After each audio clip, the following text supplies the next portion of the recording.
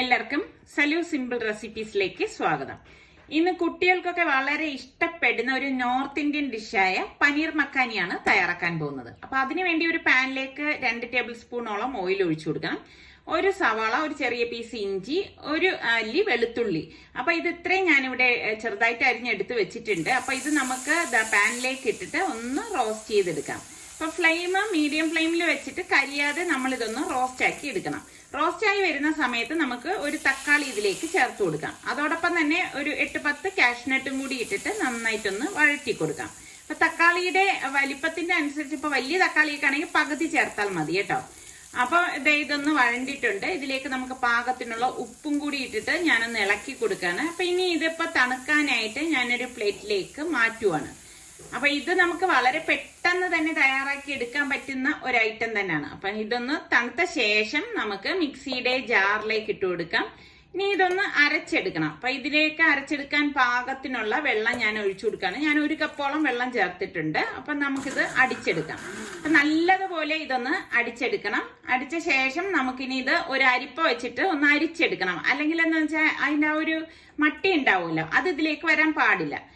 ഇപ്പൊ അരിച്ചെടുത്ത് മാറ്റിയിട്ടുണ്ട് ഞാൻ. ഒരു പാനിലേക്ക് നമുക്ക് 2 ടേബിൾ സ്പൂണോളം ബട്ടർ ഇട്ട് കൊടുക്കണം.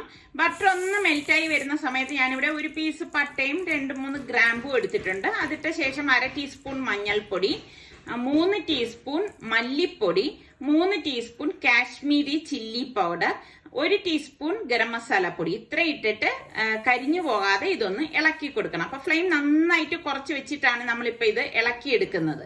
കരിഞ്ഞാൽ അതിന്റെ ടെക്സ്ചർ തന്നെ മാറിപ്പോവും. അപ്പൊ ഇത് ഇളക്കിയ ശേഷം നമുക്ക് ഇതിലേക്ക് വേണ്ടത് നമ്മൾ ഈ അരച്ച് വെച്ചിരിക്കുന്ന ആ പേസ്റ്റ് ഉണ്ടല്ലോ, അത് ഇതിലേക്ക് ഇതുപോലെ ഒന്ന് ഒഴിച്ചു കൊടുക്കണം.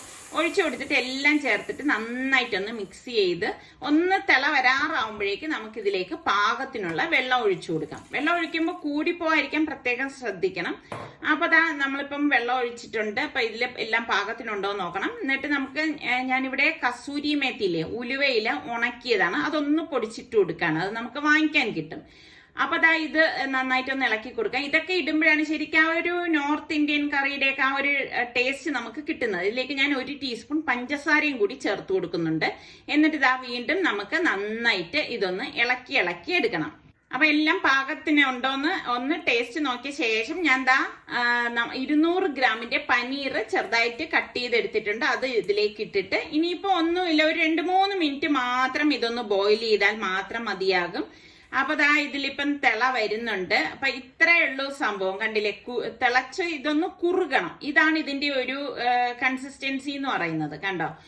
അപ്പൊ ഞാൻ ഇത് ഇനിയിപ്പോ ഒരു സെർവിങ് ബൗളിലേക്ക് മാറ്റുവാണ്. അപ്പൊ ശരിക്കും നമുക്ക് പൊറോട്ട, നാൻ, പത്തിരി, ഫ്രൈഡ് റൈസ് ഇതിന്റെ കൂടെയൊക്കെ കഴിക്കാൻ പറ്റിയൊരു ഐറ്റമാണ്. അപ്പൊ ഇത് ലാസ്റ്റ് ഞാൻ ഇതിലേക്ക് ഫ്രഷ് ക്രീം ഇതുപോലെ ഒന്ന് ഗാർണിഷ് ചെയ്യാനായിട്ട് വെച്ചു കൊടുക്കുകയാണ്. ഇതോടൊപ്പം തന്നെ നമുക്ക് കുറച്ച് മല്ലിയിലയും അതുപോലെ തന്നെ ബട്ടറിന്റെ ഒരു പീസും കൂടി വെച്ചു കൊടുക്കാം. അങ്ങനെ നമ്മളുടെ പനീർ മഖാനി ഇവിടെ റെഡി ആയിട്ടുണ്ട്. അടുത്ത നമുക്ക് സിമ്പിൾ റെസിപ്പിയുമായി വരുന്നത് വരെ എല്ലാവർക്കും ബൈ.